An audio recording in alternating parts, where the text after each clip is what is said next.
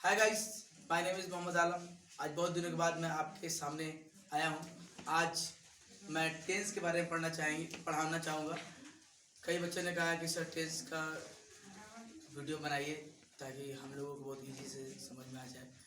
चलिए गाइस, आज हम बिना देर किए हम ये पढ़ेंगे टेंस। टेंस सबसे इम्पोर्टेंट और ख़ास चैप्टर टेंस है इंग्लिश में। इंग्लिश में आप अगर टेंस नहीं जानते तो शायद आप इंग्लिश बोल ही नहीं पाएंगे, इसलिए टेंस का होना ज़रूरी है। जितने भी इंग्लिश को मॉडिफाई कीजिएगा वो टेंस के बेस पर ही मॉडिफाई होगी। चलिए आज हम देखते हैं टेंस के बारे में। टेंस जो है, टेंस 3 प्रकार के होते हैं। पहला प्रेजेंट टेंस, पास्ट, फ्यूचर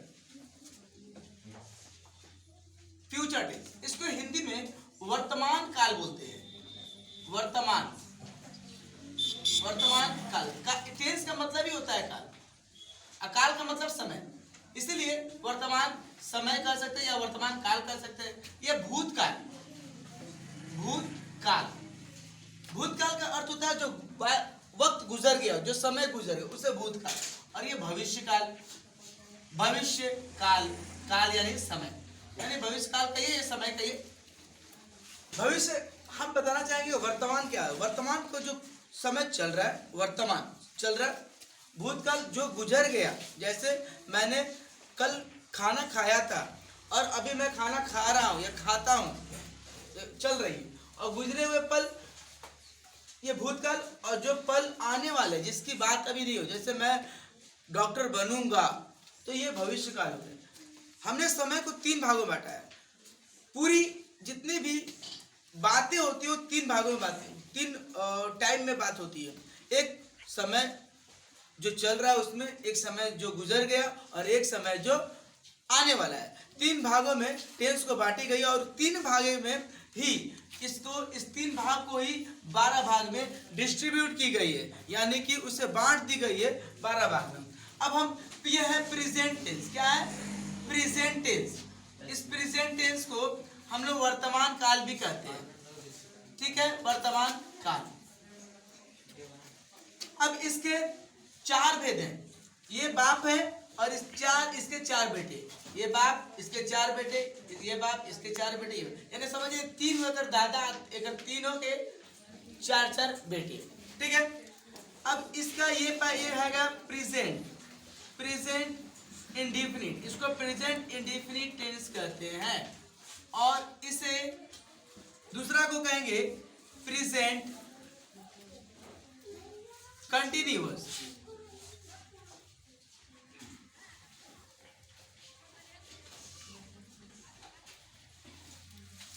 और तीसरा जो है प्रेजेंट परफेक्ट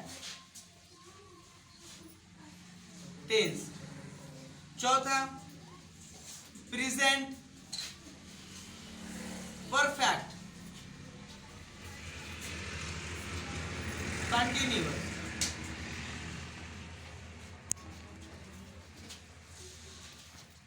ठीक है, ये 4 भेद हैं। याद रखिए, प्रेजेंट टेंस के 4 भेद है: इंडेफिनिट, कंटिन्यूअस, परफेक्ट और परफेक्ट कंटिन्यूअस। ये चारों के पहचानने के लिए बड़ी आसान है। ये देखिए, ये बड़ी आसान है। इसमें रहेगा ता आएगा, हर बात में ता है, ती है, ते है, ऐसा कुछ आएगा।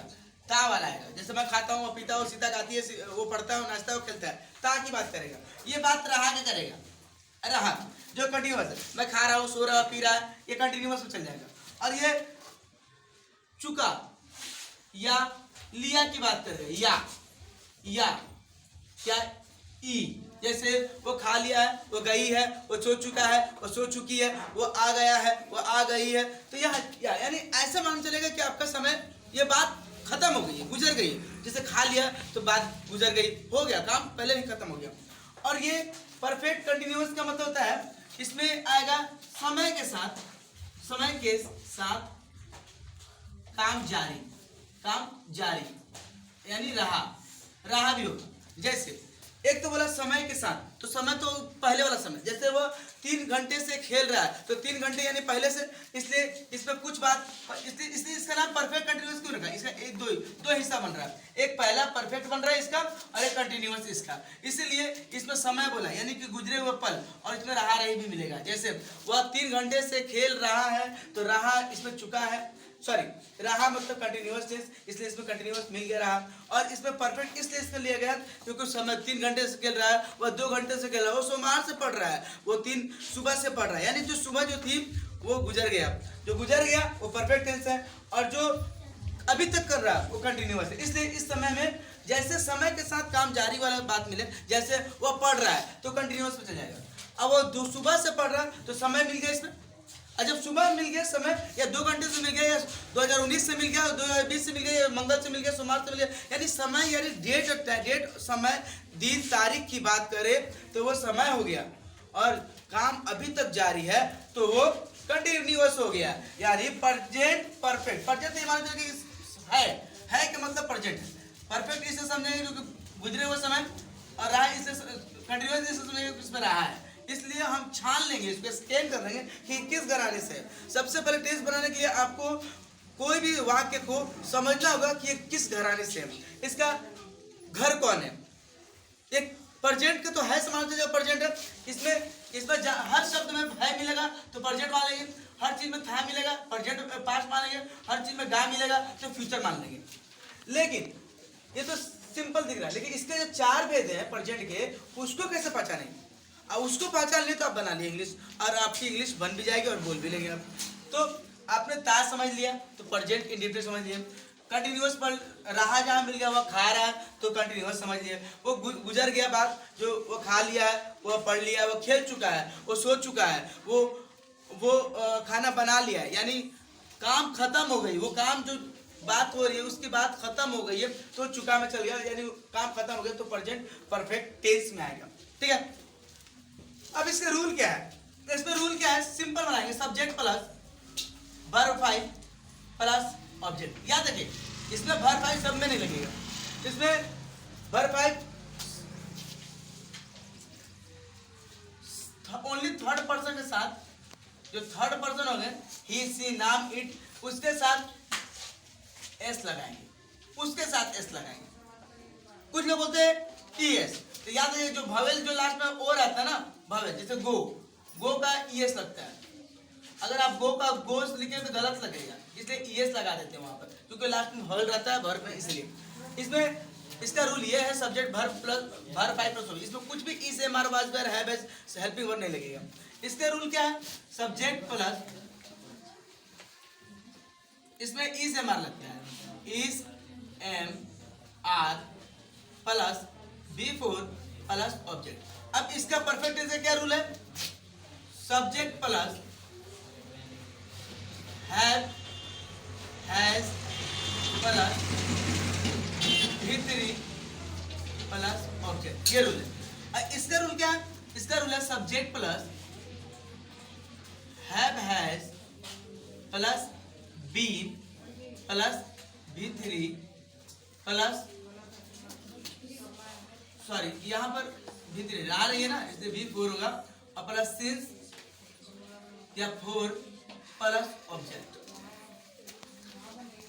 मेरे ख्याल से पहले ऑब्जेक्ट लगाएंगे, उसके बाद सिंस 4 लगाएंगे, उसके बाद सिंस और 4 लगाएंगे। जैसे ऑब्जेक्ट, मैं 2 घंटे से खाना पका रहा हूँ, I have been cooking food. अब समय की बात है, सिंस 2 आवर्स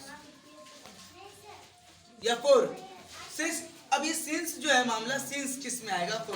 4 उसमें आएगा जिसकी टाइमिंग फिक्स ना हो, और सिंस जिसके फिक्स है। मैं 4 बजे से पड़ा खाना पका रहा हूँ, मैं सुबह 4 बजे से खाना पका रहा हूँ, तो इसमें फिक्स हो रही है, ठीक है, तो सिंस का प्रयोग करेंगे। और जिसमें फिक्स नहीं हो रही है उसमें 4 का, ठीक है।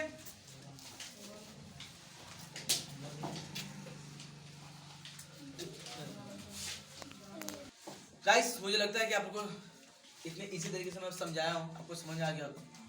और नेक्स्ट वीडियो में मैं पास्ट के बारे में पढ़ाऊंगा, जो पास्ट में किस तरह से बनाएंगे, उसके रूल क्या होंगे।